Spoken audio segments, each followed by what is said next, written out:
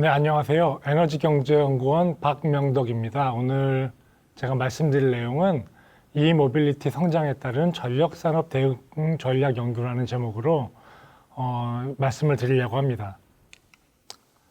요즘에 전기자동차가 굉장히 이제 많이 보급도 되고 언론에서 많이 이야기가 되고 있습니다. 그래서 과거에는 다 내연기관 자동차로 석유 제품을 썼었는데 점차 이제 전기자동차를 쓰게 되는 것이죠. 그래서 사실 전기자동차의 보급은 수송산업에도 영향을 미치고 석유 제품 산업에도 영향을 미치고 전력 산업에도 영향을 미칩니다. 오늘 제가 말씀드릴 거는 조금 더 전력 산업에 그 중심을 두고 말씀을 드릴 거고요. 그럼에도 불구하고 이제 수송산업과 석유 제품 산업에 대해서 어느 정도 어떤 영향이 미치는지도 같이 이야기를 드릴 수 있을 것 같습니다. 여러 가지 정부의 정책들이 나오고 있습니다. 특히 이제 전기 자동차를 보급하기 위해서 많은 노력들을 하고 있는데요. 대표적으로 작년에 그린 뉴딜을 발표하면서 2025년까지 전기차 113만 대를 보급하겠다는 정부의 목표를 세웠습니다. 전기차라는 게 되게 다양하죠, 차종이. 우리가 일반적으로 승용차만 생각할 수 있지만 사실 자동차는 버스도 있고 화물차도 있습니다. 그리고 또 이모빌리티라고 해서 전기를 사용하는 운송수단으로 생각해 보면 뭐 선박도 있을 수 있고요. 또 비행기도 있을 수 있습니다. 이런 다양한 것들을 지금 정부에서 이제 전기차로 또 전기를 사용하는 수송수단으로 변하게 하려고 노력을 하고 있고, 구체적으로는 2025년까지 113만 대를 보급하겠다는 게 목표입니다. 근데 이제 기술을 간단하게 보시면 우리가 이제 주변에서 승용차를 많이 볼 수 있는데, 승용차는 뭐 테슬라도 그렇고요. 우리나라의 완성차 메이커도 있고 전 세계적인 여러 완성차 메이커들이 있어서 승용차는 굉장히 이제 이 기술 경쟁이 막 진입돼 있고 생산도 많이 되는 것 같습니다. 그러니까 우리가 이제 승용차에 대한 이야기를 많이 하죠. 그런데 화물차 같은 경우도 2019년 12월에 지금 출시가 돼서 국내 메이커에서 출시가 되어서 1톤 트럭이 좀 보급이 되고 있는 상황입니다. 전기버스도 뭐 지금 출시가 되어 있는데 아무래도 승용차에 비해서는 이제 화물차나 이런 버스, 상용차들이 활발하게 보급이 되고 있지는 못하지만 향후에는 이런 방향으로 나아갈 것이라고 보고 있습니다. 더 크게 보면 선박도 있고 항공도 있는데 현재까지 항공 부분은 전기화가 된다는 게 아직 예측하기는 조금 어려운 것 같습니다만 선박 같은 경우에는 지금 이제 북유럽 같은 데에서는 이미 도입한 데도 있고 우리나라도 2024년까지 전기 선박을 개발하려는 목표를 가지고 있습니다. 그래서 이 과제의 제목이 이모빌리티인 것처럼 지금은 승용차겠지만 미래로 가면 점점 더 항공까지도 이 전기를 사용하는 운송수단이 점점 더 그 범위를 넓혀갈 거로 생각을 하고 있습니다. 근데 먼저 일단 가장 대중적인 일단 승용 부분을 보게 되면 우리나라의 지금 그 육상 수송의 등록차를 봤을 때 2019년 기준으로 약 한 2,400만 대 정도가 등록이 되어 있습니다. 그 중에 승용차가 한 81% 정도 되고요. 그러니까 1,900만 대 정도 되겠죠. 화물차는 한 360만 대. 사실 그래서 승용차가 전체 보급 등록 차량 중에서 한 81% 정도를 차지하고 있습니다. 화물차의 비중은 한 15% 정도 되는 것을 볼 수가 있겠죠. 근데 이제 저희는 이제 에너지를 보게 되면, 연료의 측면을 보게 되면 아까 승용 부분이 81% 정도가 보급 대수에 비해 를 차지하는 거에 비해서 에너지는 여객 부분이 한 61% 정도 사용하고 화물 부분이 38% 정도를 사용하는 걸로 저희가 이제 볼 수 있습니다. 그러니까 아마도 그것은 각 대수별로 운행 거리도 차이도 나고 연비도 차이가 나기 때문이겠죠. 근데 조금 저희가 눈여겨볼 것은 여객 부분은 뭐 휘발유가 한 50% 정도 쓰고 경유가 30% 정도 쓰지만 화물 부분은 거의 95%가 경유를 쓰고 있는 겁니다. 그래서 화물 부분이 등록 대수는 좀 적지만 그러나 이제 쓰는 그 연료 양도 많고 그다음에 대부분의 연료가 경유이기 때문에 노경유차 같은 부분에 좀 저희가 신경을 쓸 필요가 있다. 그러니까 정부가 처음에는 기술이 되는 승용차 중심으로 전기차를 보급하겠지만 점점 시간이 갈수록 화물차 쪽에 전기차도 그럴 것이고 또 이 과제에서 다루진 않았습니다만 수소차도 수소를 연료로 한 수소차도 아마 화물분에 집중해서 보급을 목표로 하고 있는 것으로 향후 기대를 할 수 있습니다. 그래서 뭐 간단하게 제가 왜 화물차인가, 물론 우리가 승용차도 많이 개발을 해야 되고 보급을 해야 되지만 화물차에 더 좀 집중을 해야 된다라고 보는 것은 대기오염 물질 배출량 때문에 그렇습니다. 화물차는 등록 대수로는 한 15% 정도, 그리고 사용 에너지는 한 38% 정도 되지만 미세먼지라고 우리가 볼 수 있는 PM2.5, 또 미세먼지를 유발하는 낙스 같은, 그러니까 질소산화물 같은 물질은 승용차에 비해서 훨씬 많이 배출을 하고 있습니다.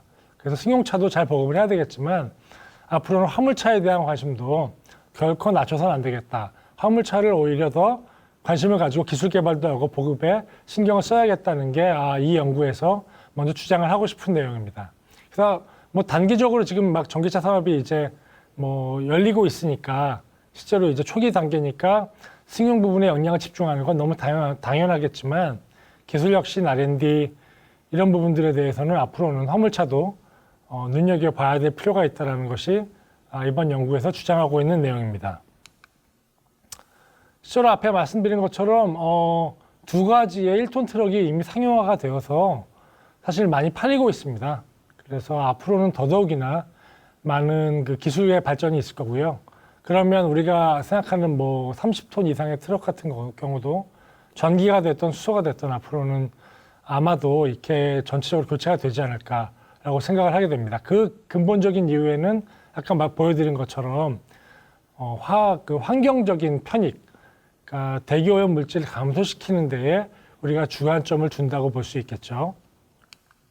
그래서 기초자료로 이번 연구에서는 이제 간단하게 저희가 이제 보게 되면 아까 말씀드린 것처럼 그린 뉴딜이 2025년까지 전기차를 113만 대를 보급하겠다고 했습니다. 그래서 저희가 이제 그거를 기준으로 해서 2021년부터 25년까지 일반 승용차, 화물차, 택시, 전기버스 이렇게 해서 저희가 그 전기 자동차의 보급 대수를 전망했습니다. 그래서 113만 대까지 이렇게 전망이 되고요. 그래서 목적은 뭐냐면 113만 대가 전기로 운영됐을 때, 그리고 113만 대가 그 석유 제품으로 운영됐을 때 그 두 개를 비교해서 얼마만큼 저희가 사회적으로 환경적으로 편익을 발생시키는지를 이 연구에서는 먼저 분석을 하는 것입니다. 그래서 113만 대를 일단 이렇게 전망을 했으면 각 차종별로 그 다음에 일평균 또 연간 주행 거리를 저희가 이제 기초자료를 통해서 구할 수가 있고요. 그 다음에는 각 차종별로 이렇게 연료별 연비를 구할 수 있습니다. 그러면 아까 저희가 이제 연간 그 보급 대수 113만 대를 기준으로 각 대별 그 연간 그 사용량, 그 다음에 연료별 연비 이렇게 두 가지가 있기 때문에 기본적으로 저희가 얼마만큼의 전기를 쓰고 전기차를 보급됐을 때 사용되는 전기량, 그리고 보급되지 않았을 때 사용되는 석유 제품의 양을 간단하게 구할 수가 있습니다. 근데 그 구한 양을 기준으로 보면 이제 양쪽을 썼을 때 얼마만큼은 우리가 환경적으로 뭐 편익이라고 표현하기도 좋고 더 아주 쉬운 용어로는 우리가 어떠한 이득을 얻는가라는 것들인데요. 일반적으로는 배출 물질의 양으로도 비교할 수도 있겠지만 또 우리 경제학에서는 이런 것들을 환경 비용으로 치환해서 추정을 해서 비교를 하기도 합니다. 그래서 과거에 연구된 그 발전 원별 환경 비용, 그리고 연료별 리터당 환경 비용에 대한 것들을 제가 이렇게 소개를 했습니다. 아마 표 8에 있는 그 연료당 환경 비용을 아마 쉽게 이해를 하실 수 있으실 거예요. 왜냐하면 휘발유를 썼을 때 얼마큼 이제 환경 피해 비용이 발생한다, 경유를 썼을 때 얼마가 이제 발생한다 이런 걸 쉽게 알 수 있는데 이쪽 표 7에 보면 발전원별 환경 비용이 있죠. 이거는 뭐냐면 전기라는 것들이 결국 다양한 원에서 발전이 되는데 그 중에는 저희가 유연탄도 쓰고 LNG도 쓰고 무연탄도 씁니다.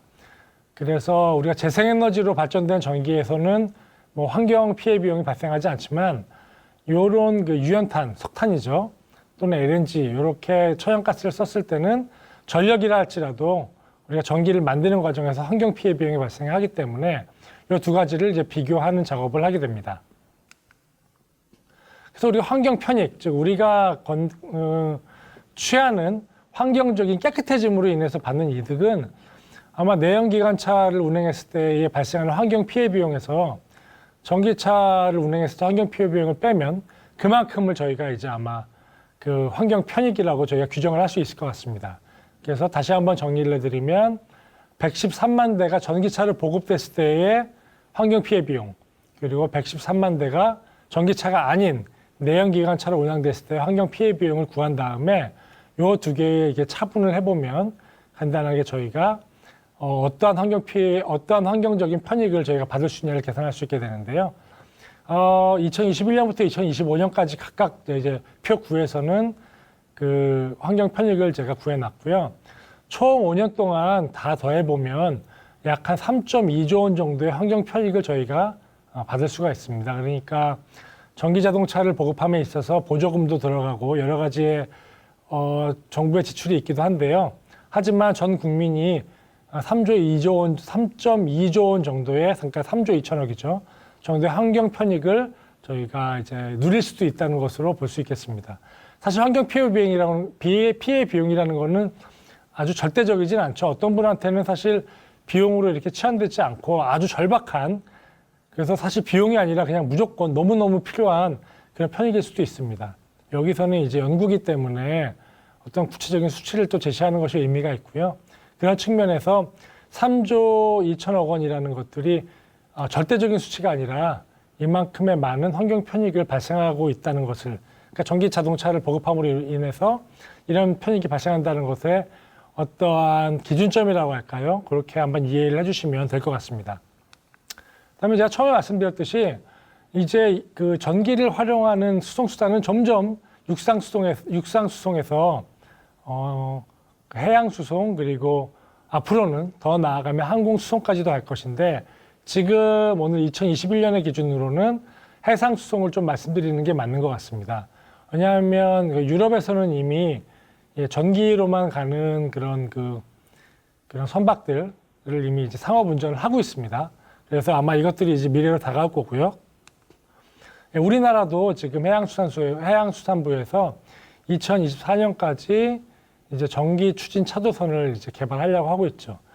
그래서 이것은 똑같습니다. 결국 기술이 개발되고 나면 장기적으로는 결국은 전기로 갈 것이다. 그리고 전기는 장기적으로는 다 재생에너지로 발전이 될 것이기 때문에 그런 단계를 거쳐서 우리가 탄소 중립까지 가는 중요한 길목에 있기 때문에 그런 방향으로 발전을 할 것입니다.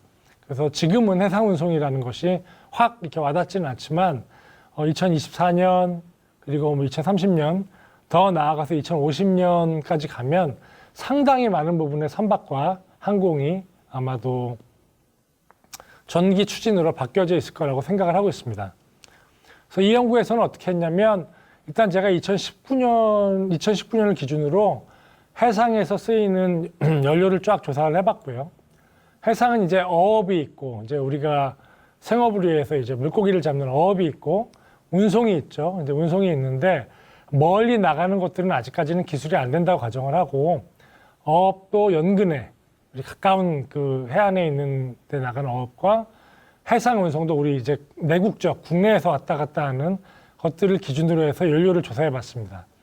연료를 조사해 봤더니 1년에 약 꽤 많은 양의, 저기 보면 9,392천 배럴을 저희가 사용하고 있고요. 요거를 이제 우리가 알기 쉽게 좀 이렇게 비교를 해보면 2025년에 113만 대를 우리가 석유로, 그러니까 내연기관차를 운행했을 때 사용하는 석유 제품과 굉장히 유사한 양입니다. 그러니까 사실은 그것도 적은 양은 아닌 거죠. 그래서 해상 운송 부분도 장기적으로는 아마 연료 전환의 대상이 반드시 될 거라고 생각을 하고 있습니다.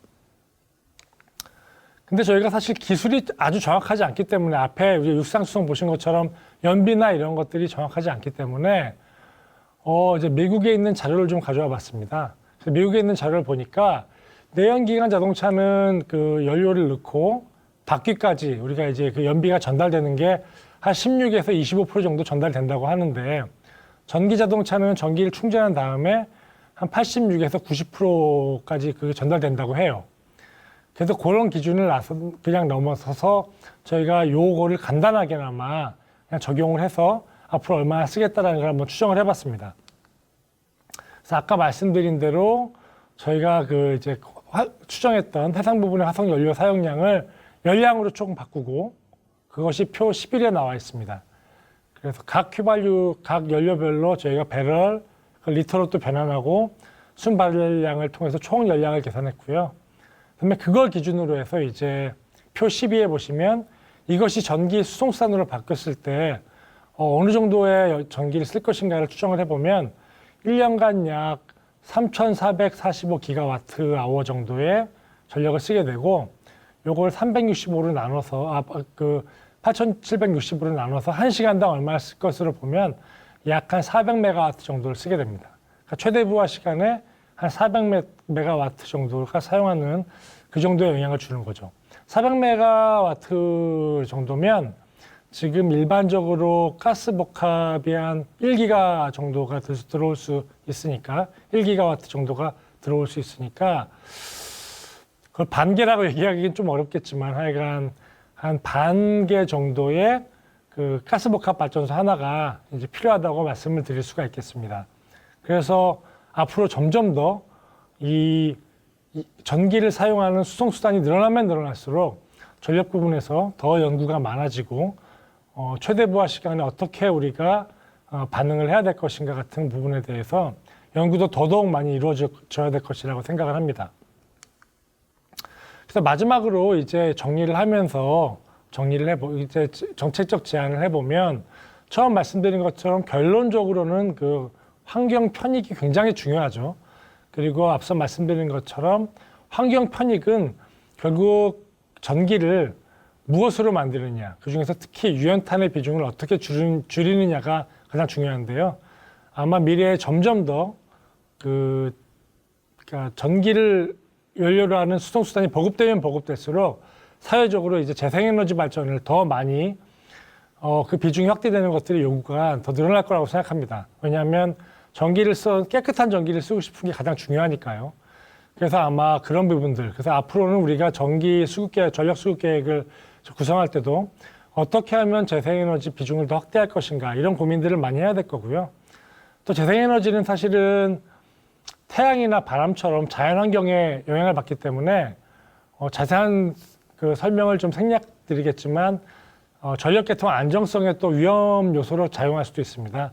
이런 부분들에 대해서 우리가 꼼꼼하게 향후 어떻게 대응해야 될 것인가 이런 것들이 제가 전기를 사용하는 그 수송수단의 확대를 연구하면서 전력 산업에서 어떻게 대응해야 될 것인가의 첫 번째 그 정책적 시사점이라고 볼 수 있겠습니다. 결론적으로는 이것들이 그러니까 재생에너지의 비중을 확대하게 만들 것이고, 즉, 그러니까 전기를 사용하는 수송수단의 확대는 재생에너지 비중을 확대하게 만들 것이고, 그렇다면 전력계통 안정성 확보가 굉장히 중요해질 것이다. 이게 첫 번째 그 시사점이라고 볼 수 있겠고요.